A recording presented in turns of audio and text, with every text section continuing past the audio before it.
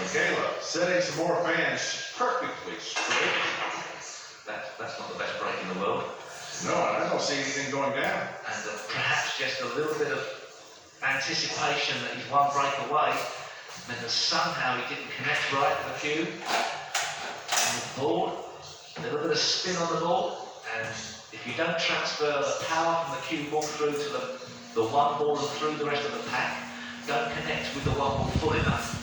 Perhaps put a bit of spin on the ball, and also if you don't get the same reaction through the pack, and you don't make a ball. You know, Steve, this could be an interesting rack. That's 7 and 8 rolling tied up. This is the rack we were talking about. Could be. The rack where the tactical nuances of the game come into play, and the person that wins it could then go on to win the match. Obviously, if Reyes wins, he's over. But if Archer can get the break on, then he can certainly run another couple of racks. Yeah, one thing for certain, Efren Reyes has struck his last break shot of this match. The next time that the 9 ball goes down under his cue, it'll be the last time. And by the way, the reason that these players are so picky about having a clean cue ball, there's a piece of chalk on that cue ball when it strikes the opposite ball, it can cause the balls to take a different course than the one that had been imagined. Look how close this shot was. Good speed on that, so it was always going to die in the pocket. Give up. This is not, as we've mentioned, a guaranteed run out.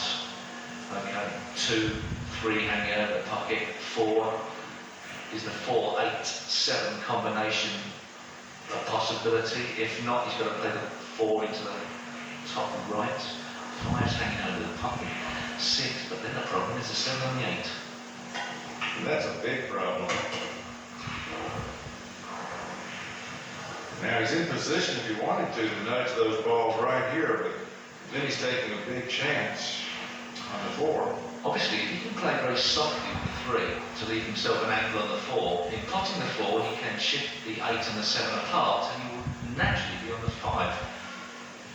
Good, good. He play it softly enough. Well, he sees the shot that you're talking about there, Stephen. The only the sacrifice he has to make for doing this is leaving himself further away from the 5 to then get on the 6.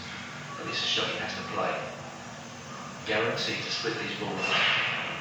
But don't hit it too hard, because if you hit it too hard, somehow, possibly that 7 could bounce on the cushion, snoop him on the 5. But be a bit careful with this one. No, I think he would like to leave that 7 ball right down near the rail.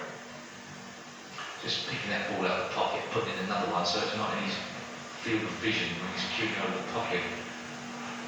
So we had it, some players have. Oh, we knew that was horrible. Oh boy. No. Oh boy. The way he played that. Ugh.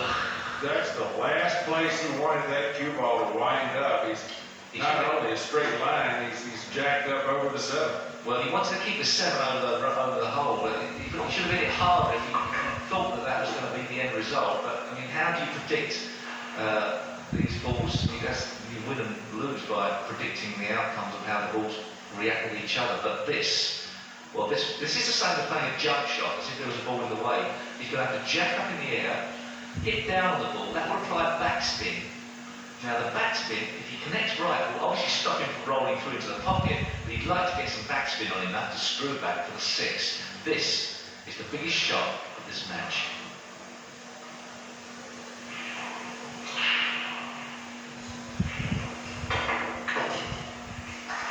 Well, he's pocketed the 5, but boy, what a tough shot to have to finish out the rack on with that 6 ball. He's right on what we call the 50-yard line.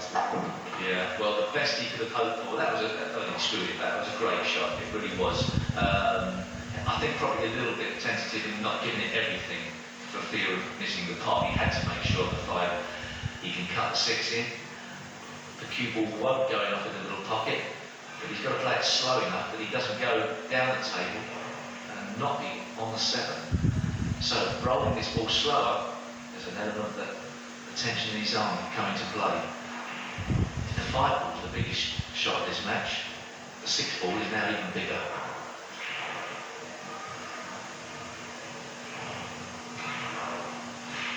You'll watch the 6th ball coming right at you, and he has missed this shot.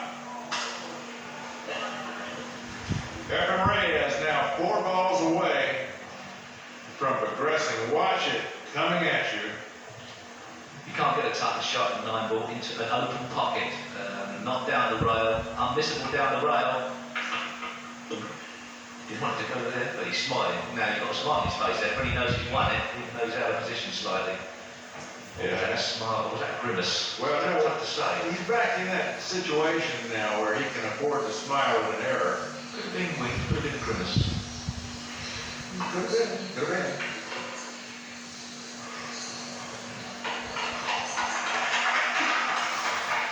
Well, he's not ideal on that. No, he's not. He's awfully straight on this. Well, he's making hard work of this one. Has he got an angle to screw back? He's not screwed back though. Yeah, an angle. Oh. Great match. Efren Reyes was asked the questions of having a tough first round opponent, and he's answered them. Efren Reyes taking it home, and after an extremely difficult Johny actually just barely slipped through the preliminary